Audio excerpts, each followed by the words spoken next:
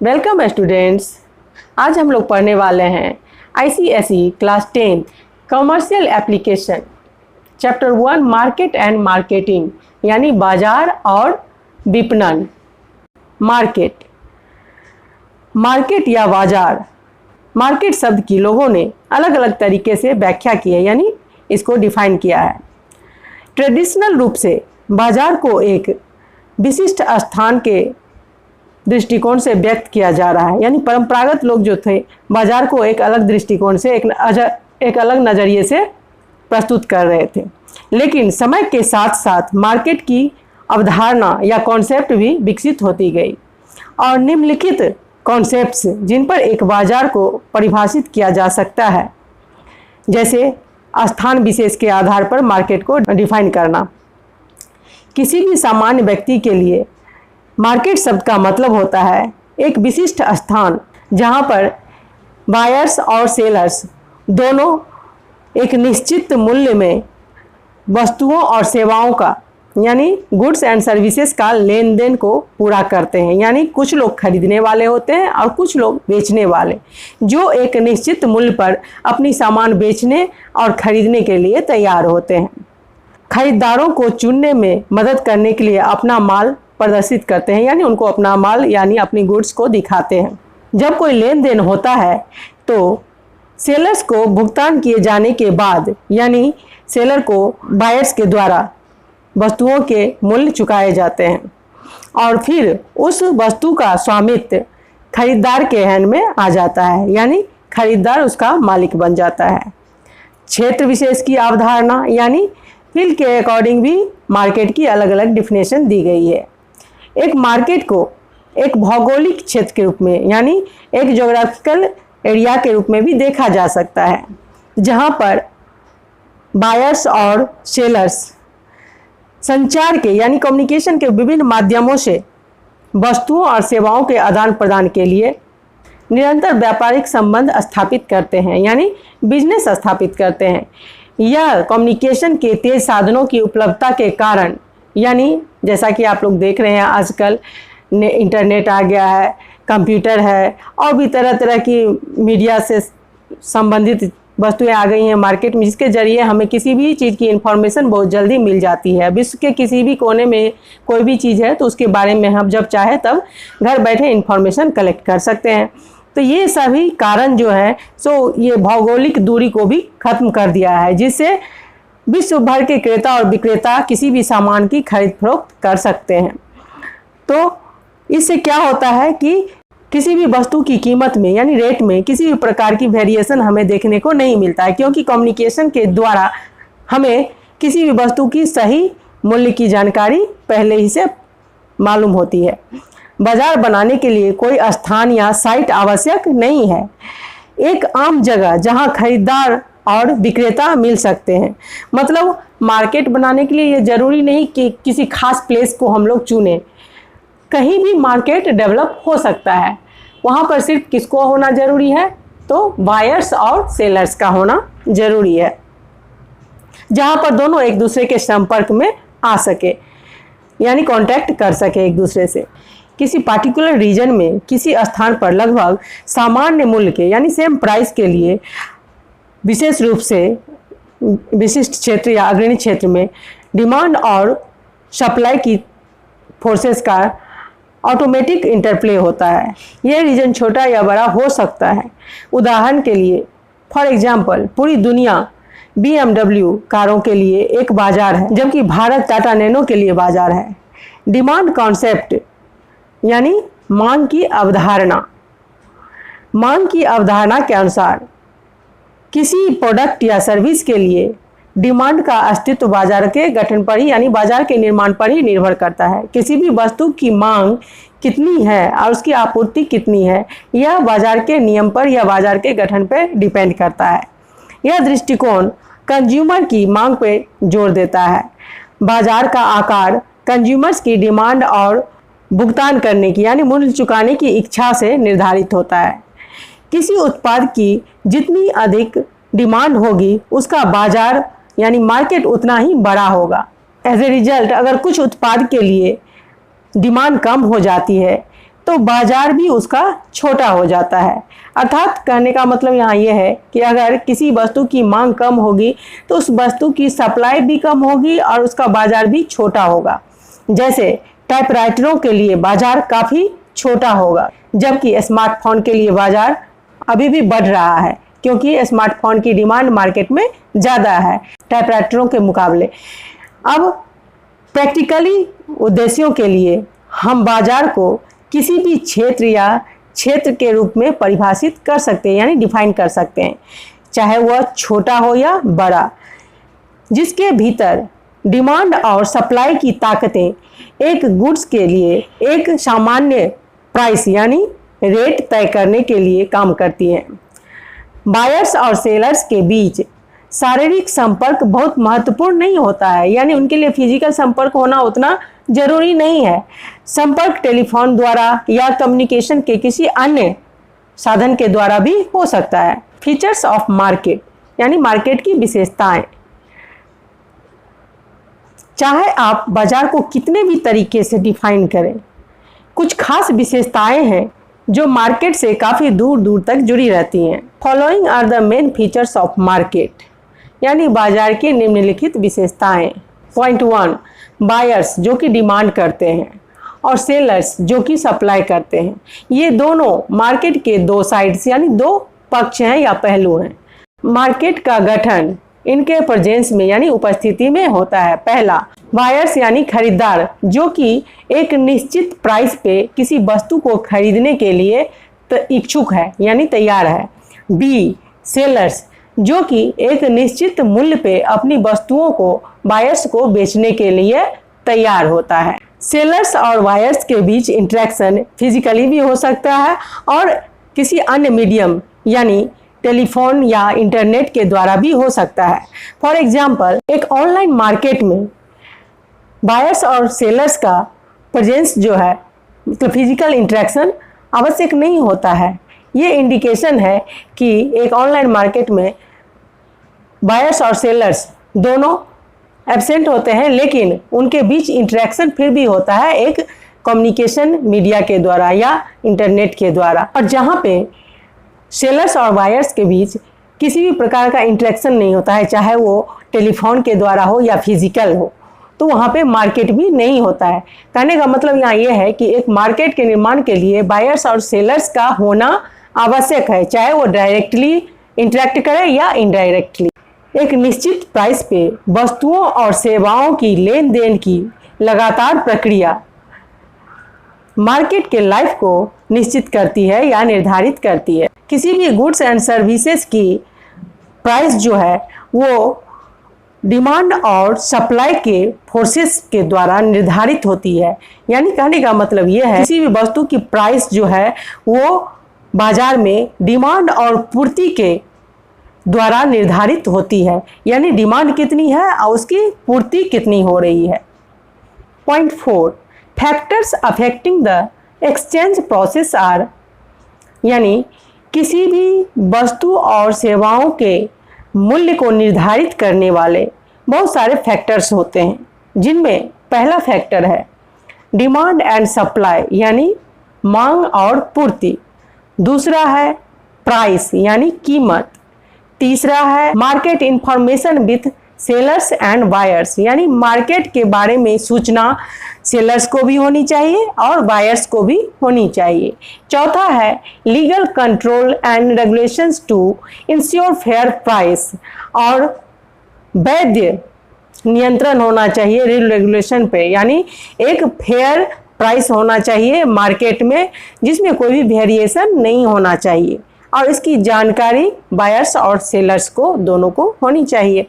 Point 5, अब point 5 हमें ये बताता है कि बायर्स जो है अपने प्रीवियस एक्सपीरियंस के आधार पर जो भी वस्तुएं और सेवाएं खरीदता था उसे जो सेटिस्फैक्शन मिलती थी उस सेटिस्फैक्शन को वो न्यू प्रोडक्ट के साथ कंपैरिजन करता है, और उस कंपैरिजन में अगर न्यू प्रोडक्ट पुराने प्रोडक्ट से कमज़ोर पड़ जाता है तो फिर बायर्स डिससेटिस्फाइड हो जाता है और वह उस वस्तु की डिमांड करना छोड़ देता है और उसके बदले में किसी दूसरे ब्रांड की वस्तु को खरीदने के लिए जाता है। तो इस प्रकार से बायर्स का फीडबैक जो है वो भी मार्केट में वस्तुओं और सेवाओं के प्राइस को फिक्स करने में एक अहम रोल प्ले करता है। मार्केट के अंदर कंज्यूमर सर्विसेज एंड सेटिस्फैक्शन जो है मेन केंद्र बिंदु होता है, यानी इसी केंद्र बिंदु के अंदर, अर्थात कहने का मतलब ये है कि बायर की संतुष्टि ही मुख्य उद्देश्य होता है सेलर्स की। अगर बायर सेटिस्फाइड हो जाता है तो कड़ी कंपटीशन के बावजूद भी इंटरप्राइज यानी उद्यमी जो है सो डिमांड सेटिस्फैक्शन के द्वारा कंपटीशन के खिलाफ भी मुनाफा कमाने में कामयाब हो जाता है। टाइप्स ऑफ मार्केट यानी बाजार के प्रकार। हालांकि सभी प्रकार के बाजार के लिए कुछ समान विशेषताएं होती हैं, फिर भी कुछ निश्चित फैक्टर्स हैं जिन पे बाजारों को क्लासिफाइड किया जा सकता है, जैसे A traditional market, B non traditional market. A traditional market यानी पारंपरिक मार्केट। अब ट्रेडिशनल मार्केट को भी कई पार्ट में बांटा गया है अकॉर्डिंग टू एरिया, यानी एरिया के हिसाब से लोकल मार्केट। लोकल मार्केट एक ऐसा स्थान है जो एक छोटे भौगोलिक क्षेत्र में जहां बायर्स और सेलर्स दोनों इंटरेक्ट करते हैं यानी मिलते हैं। लोकल मार्केट एक ऐसा प्लेटफॉर्म प्रदान करता है जहां पर ज़्यादातर ऐसी वस्तुएं जो कि जल्द सड़ने और गलने वाली होती है यानी खराब होने वाली होती है, जैसे मछली, चिकन, किराने का सामान इत्यादि के लिए एक बड़ा मंच प्रदान करता है, यानी शीघ्र नष्ट होने वाली वस्तुओं की यहाँ खरीद फरोख्त होती है। सुपरमार्केट के उद्भव यानी उत्थान के बावजूद भी ये लोकल मार्केट जो है वो भारतीय शहरी और ग्रामीण इलाकों के लिए एक रीढ़ प्रदान करता है, यानी ये लोकल मार्केट शहर हो या गांव सभी के लिए आवश्यक होती है। चाहे सुपरमार्केट भी उस एरिया में क्यों ना हो, लेकिन लोकल मार्केट में हर एक चीज़ उपलब्ध होती है जो कि रोज़मर्रा के काम में आती है। रीजनल मार्केट, जब ज्योग्राफिकल रूप से बिखरे हुए या फैले हुए लोकल मार्केट्स के बायर्स और सेलर्स बिक्री और खरीद के उद्देश्य से एक दूसरे के संपर्क में आते हैं यानी कांटेक्ट में आते हैं, तो एक रीजनल मार्केट बनता है यानी उसका निर्माण होता है। नेशनल मार्केट यानी राष्ट्रीय बाजार। राष्ट्रीय बाजार एक निश्चित सेवा या उत्पाद के लिए एक बाजार के रूप में पूरे देश का गठन करते हैं, यानी पूरे देश के अंदर कहीं भी हम लोग सामान खरीद और बेच सकते हैं। आमतौर पर राष्ट्रीय बाजार की अवधारणा या कॉन्सेप्ट उत्पाद पे निर्भर करती है यानी प्रोडक्ट पे। फॉर एग्जाम्पल BMW के लिए एक बाजार के रूप में भारत अपर मिडिल क्लास के और अपर क्लास के लिए होगा, जबकि रिलायंस टेलीकम्युनिकेशन के लिए नेशनल मार्केट जनसंख्या के यानी पॉपुलेशन के लो और मिडिल आय वर्ग का गठन करेगा, यानी निम्न वर्ग और मध्यम वर्ग के लोगों के लिए मार्केट का गठन करेगा। वर्ल्ड और इंटरनेशनल मार्केट यानी विश्व बाजार या अंतर्राष्ट्रीय बाजार।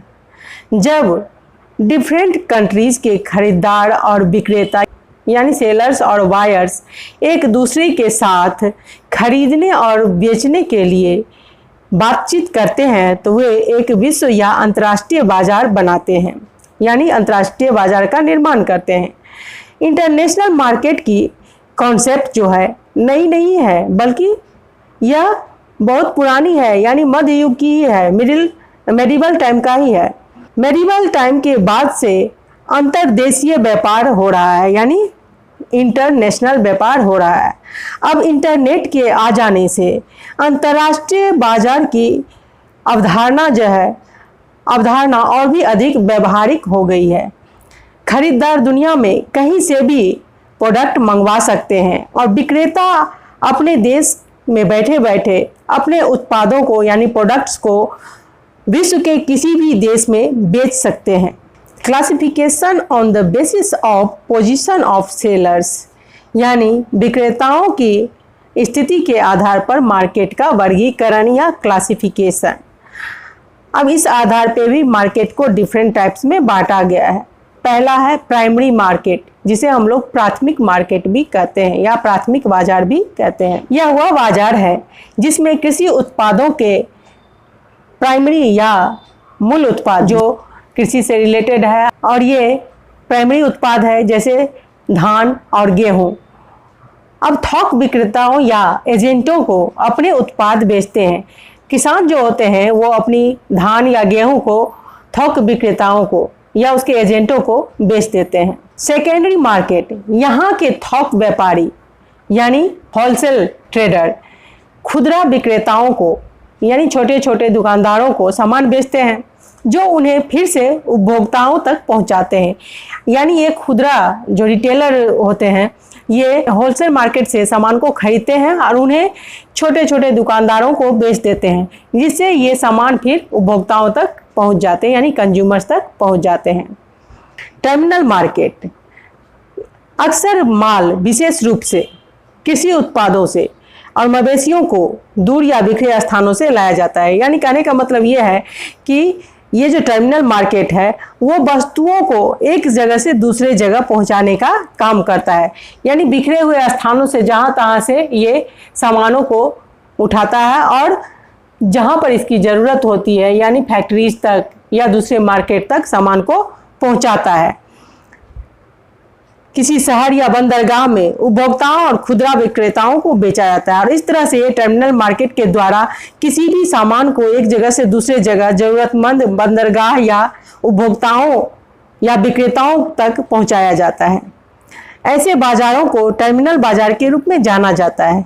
यह सामानों की यात्रा के अंत को उनके मूल स्थान से एक उचित गंतव्य तक चिन्हित करता है।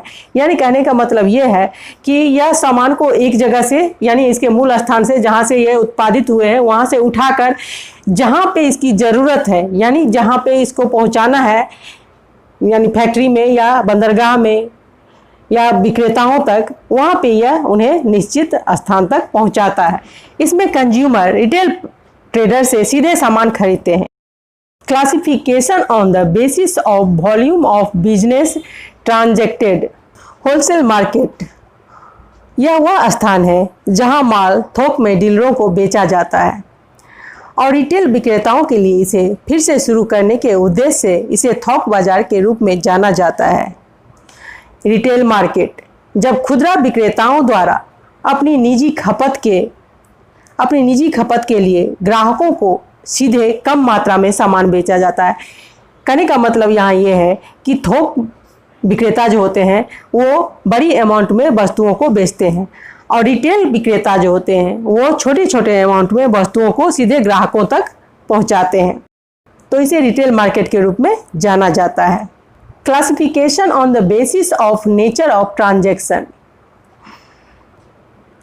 स्पॉट मार्केट, इस मार्केट में गुड्स यानी वस्तुओं को डायरेक्टली कंज्यूमर्स को करेंट मूल्य पे यानी वर्तमान मूल्य पे शीघ्रतापूर्वक बेचा जाता है यानी तुरंत बेच दिया जाता है। फ्यूचर मार्केट एक ऐसा मार्केट है जहां पर वस्तुएं और सेवाएं बेची जाती हैं एक पूर्व निर्धारित कॉन्ट्रैक्ट के आधार पे, जिसे फ्यूचर मार्केट के रूप में जाना जाता है। कई बिजनेसमैन वस्तुओं और सेवाओं को खरीदते और बेचते हैं फ्यूचर कॉन्ट्रैक्ट के आधार पर, जैसे rice, pulses, grain, cotton, gold, silver etc। यहाँ पर इस वस्तुओं की स्वामित्व यानी ऑनरशिप खरीदार को यानी बायर को तुरंत हस्तांतरित नहीं की जाती है, बल्कि भविष्य में एक दी गई डेट के बाद उन्हें इन वस्तुओं का स्वामित्व यानी ऑनरशिप प्रदान की जाती है। Classification on the basis of goods transacted. Commercial markets, यह एक ऐसा मार्केट है जहां पर गुड्स एंड सर्विसेज बेची और खरीदी जाती हैं, जिसमें दोनों प्रकार के गुड्स शामिल हैं, agricultural goods and industrial goods, capital and consumer goods. Capital market वे होते हैं जिनमें डिफरेंट कंपनियों के शेयर, बॉन्ड्स और सिक्योरिटीज़ को खरीदा और बेचा जाता है। क्रय और विक्रय व्यक्तियों और बैंकों तथा फाइनेंशियल इंस्टीट्यूशन के द्वारा भी किया जाता है। कैपिटल मार्केट वह है जिसमें शॉर्ट टर्म के लिए बॉन्ड्स का लेन देन किया जाता है। फॉर एग्जाम्पल गोल्डमैन सैक्स विभिन्न सार्वजनिक यानी विभिन्न डिफरेंट पब्लिक और लिमिटेड कंपनियों के लिए बॉन्ड और सिक्योरिटीज़ की बिक्री करता है। नॉन ट्रेडिशनल मार्केट्स ऐसे मार्केट जो कि मॉडर्न मार्केटिंग के आधार पर क्रिएट किए गए हैं। इनमें से कुछ मार्केट निम्नलिखित हैं, यानी इनकी चर्चा नीचे की गई है, जिसमें पहला कैटलॉग मार्केट। इस प्रकार के मार्केट में प्रिंट कैटलॉग और सैंपल्स रखे जाते हैं। कैटलॉग कम कीमतों पर यानी लो प्राइसेस में सर्विसेज और कमोडिटीज़ की एक बड़ी रेंज प्रस्तुत करता है यानी देता है। दुकानदार सैंपल्स की जांच करते हैं और ऑर्डर्स देते हैं, और ऑर्डर्स की जांच की जाती है, फिर गोदाम में माल भेजा जाता है। शोरूम से ग्राहक को डिलीवरी दी जाती है और कुछ ग्राहकों को एक कैटलॉग कॉपी मेल की जा सकती है ताकि वे घर पर से ऑर्डर कर सकें या फिर शोरूम से सीधे अपने प्रोडक्ट्स ले सकें। ग्राहकों को यानी बायर्स को रियायती कीमतों पर यानी लो प्राइसेस पे प्रसिद्ध ब्रांड्स के सामान मिलते हैं। कैटलॉग मार्केट्स में ऐसे प्रोडक्ट्स बेचे जाते हैं जिनमें आभूषण यानी ज्वेलरी, वॉचेज, घर के सामान, इलेक्ट्रॉनिक्स और छोटे छोटे उपकरण, सामान, खिलौने बेचे जाते हैं। इन होम मार्केट इस प्रकार के मार्केट्स में ट्रेंड सेल्समैन को डोर टू डोर जाकर वस्तुओं को बेचने के लिए उपयोग किया जाता है यानी यूज किया जाता है। सेल्समैन को यूज किया जाता है वस्तुओं को बेचने के लिए। भारत में यूरेका फॉर्ब्स अपने कंज्यूमर को ड्यूरेबल सामान जैसे कि vacuum cleaner, electronic water filter, direct selling marketing रणनीति के जरिए मार्केटिंग करती है, यानी वो डोर टू डोर सामान भेजकर बेचती है सेल्समैन के द्वारा। जापान में निसान ने डोर टू डोर कैनवासिंग द्वारा ऑटो बेचने के लिए सेल्स पर्सन यानी सेल्समैन का इस्तेमाल किया। इनिशियल कॉन्टैक्ट में फोन या मेल इन कूपन द्वारा संपर्क स्थापित किया जाता है। हालांकि यह विधि काफ़ी कॉस्टली है, लेकिन फिर भी ये इफ़ेक्टिव है। इसमें एक पार्टी प्लान दृष्टिकोण भी शामिल है। एक मेजबान दोस्तों को एक पार्टी में आमंत्रित करता है यानी इनवाइट करता है, जहां एक सेलर बिक्री प्रस्तुति करता है यानी अपने सामानों को प्रस्तुत करता है, और आमंत्रित बायर्स जो होते हैं वो एक सोशल इन्वायरमेंट में खरीदारी कर सकते हैं। यानी एक ऐसे मार्केट का निर्माण किया जाता है जिसमें एक दोस्ताना बिहेवियर और दोस्ताना माहौल क्रिएट किया जाता है, जिसमें एक सोशल इन्वायरमेंट में लोग खरीदारी कर सकते हैं। नाउ टेली मार्केट अर्थात इसे डायल एंड ऑर्डर मार्केट के नाम से भी जाना जाता है। यह मार्केट सबसे पहले यूरोप और अमेरिका में स्थापित हुआ यानी स्टार्ट हुआ। इस मार्केट में डायरेक्ट फ़ोन पे ऑर्डर्स दिए जाते हैं जो कि सिक्योर और सीधे संपर्क स्थापित करने में सहायक होते हैं, और इसके द्वारा टेलीफोन पर डायरेक्ट ऑर्डर देकर वस्तुओं की फ्री होम डिलीवरी प्राप्त की जा सकती है। और यह मेथड संपन्न यानी सुखी हाई फैमिली के मेंबर्स के लिए एक सस्ता तरीका है, क्योंकि उन्हें कहीं जाना नहीं पड़ता है, बल्कि घर बैठे ही टेलीफोन के माध्यम से कोई भी सामान वो घर बैठे बैठे मंगा सकते हैं। इन स्टोर सेल को एक मार्केटर द्वारा टेलीफोन शॉपिंग के द्वारा पूरा किया जाता है, क्योंकि यह मार्केट फोर्सेस के माध्यम से घर की बिक्री से ज़्यादा चीपर है, मतलब इन होम सेलिंग से ज़्यादा सस्ती है। वर्तमान समय में नेटवर्क सैटेलाइट्स का बढ़ता उपयोग लोगों में अवेयरनेस को फैला रहा है, जिसके कारण लोग अब घर बैठे फ़ोन के द्वारा सेलिंग और बाइंग का काम कर सकते हैं, और स्वचालित कंप्यूटर के द्वारा एक नंबर डायल करके टेप्ड मैसेज के द्वारा अपने ग्राहकों तक संदेश पहुंचा सकते हैं और उनका फीडबैक रिकॉर्ड कर सकते हैं। इससे टेली मार्केटिंग लागत में और भी कमी आती है, जिससे मार्केटिंग का काम और भी इजी हो गया है। मेल ऑर्डर मार्केट यह मार्केट 1872 में यूनाइटेड स्टेट अमेरिका में मॉन्टगोमरी वार्ड द्वारा शुरू किया गया था। मेल ऑर्डर या डाक के माध्यम से ऑर्डर करके उत्पाद खरीदा और बेचा जाता है। इसकी लोकप्रियता इंडस्ट्रियलाइजेशन में प्रगति के कारण यानी डेवलपमेंट के कारण हुई थी, जिसमें ग्रेडिंग, ब्रांडिंग और पैकेजिंग शामिल थे। इस घटना ने मेल ऑर्डर मार्केट में ग्रोथ लाया, यानी आर्म चेयर शॉपिंग के रूप में वर्णित पोस्ट द्वारा बिक्री या खरीदारी की गई। बायर्स डाक के माध्यम से price list, catalogue, booklets, pamphlets, samples etc. के द्वारा डाक भेजकर मेल प्रचार के द्वारा संभावनाओं को प्राप्त करता है, यानी बायर्स के ऑर्डर्स को प्राप्त करता है। सेलर्स जो होता है वो अपने मेलिंग लिस्ट को अप टू डेट रखते हैं और सभी प्रकार के सेलिंग डायरेक्ट मेल पब्लिसिटी और एडवर्टाइजमेंट के द्वारा यानी रेगुलर एडवर्टाइजमेंट के द्वारा की जाती है।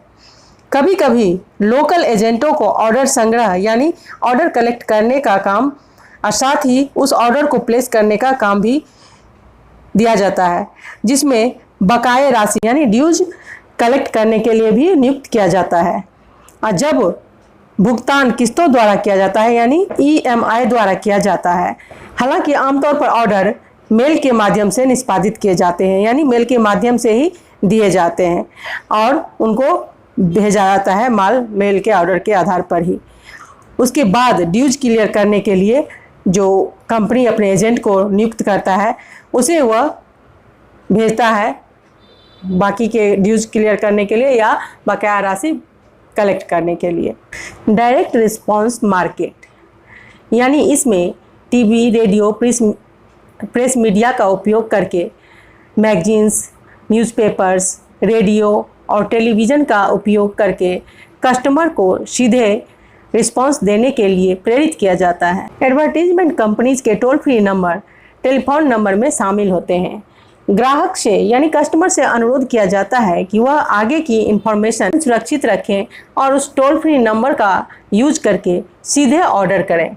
नेटवर्क के माध्यम से डायरेक्ट मार्केटिंग के लिए टेलीविज़न एक बढ़ता हुआ माध्यम है। इसके माध्यम से कस्टमर अपने क्रेडिट कार्ड नंबर के द्वारा ऑर्डर प्लेस कर सकते हैं और डायरेक्ट रिस्पांस के द्वारा एडवर्टीजमेंट के आधार पे टेलीविज़न और रेडियो के माध्यम से अपने ऑर्डर प्लेस कर सकते हैं। USA में home shopping network, cable network और retail TV media 24 hours per day use किया जाता है। इंडिया में भी इस तरह के बहुत सारे टीवी चैनल्स हैं जिस पे आप विभिन्न तरह के सामान मंगा सकते हैं घर बैठे ऑर्डर प्लेस करके, जैसे Asian sky shops and home shop 18 पे। ऑटोमेटिक वेंडिंग मशीनें पोस्ट कार्ड बेचने के लिए इंग्लैंड में वर्ष 1880 में पहली वेंडिंग मशीन पेश की गई थी। अमेरिका में उन्हें पहली बार 1888 में च्युइंगम बेचने के लिए पेश किया गया था। अब अच्छी तरह से कारोबार के साथ जाने माने पूर्व बिकने वाले ब्रांड वेंडिंग मशीनों द्वारा बेचे जा रहे हैं, जैसे cold drinks, coffee, candy, snacks, newspapers etc. Vending machine द्वारा बेचे जाने वाले उपयुक्त उत्पाद हैं। इन्हें आमतौर पर वर्क प्लेसेस, स्कूल्स और पब्लिक प्लेसेस जैसे बस स्टैंड्स, रेलवे स्टेशन और एयरपोर्ट्स पर रखा जाता है। वेंडिंग मशीन ATM के जैसा एक स्वचालित मशीन होता है जिसमें आपको ऑप्शन दिए रहते हैं। आपको जो वस्तु चाहिए उस ऑप्शन पे आप क्लिक करेंगे और पैसे डालेंगे तो वो सामान आपको मिल जाएगी। कियोस्क शॉपिंग ये एक ऐसी मशीनें हैं जिनमें वीडियो कैटलॉग्स के द्वारा सामान को बेचा जाता है और वीडियो कैटलॉग्स के द्वारा ही ऑर्डर्स दिए जाते हैं। इस प्रकार के मशीन स्टोर में, एयरपोर्ट, रेलवे स्टेशन और ऐसे कई स्थानों पर रखा जाता है जहां पे लोग वीडियो कैटलॉग्स के माध्यम से ऑर्डर प्लेस करते हैं और अपनी वस्तुएं मंगाते हैं। इस प्रकार यहाँ हमारा टॉपिक टाइप्स ऑफ मार्केट पूरा होता है। आज के लिए बस इतना ही। अगले टॉपिक में हम लोग पढ़ेंगे मार्केटिंग। अगर आपको यह वीडियो अच्छी लगी हो तो इसे लाइक करें, अपने फ्रेंड्स के साथ शेयर करें, और अगर आपने इस चैनल को अब तक सब्सक्राइब नहीं किया है तो इसे सब्सक्राइब कर लें, ताकि आपको और भी नए नए वीडियोस देखने को मिले। धन्यवाद।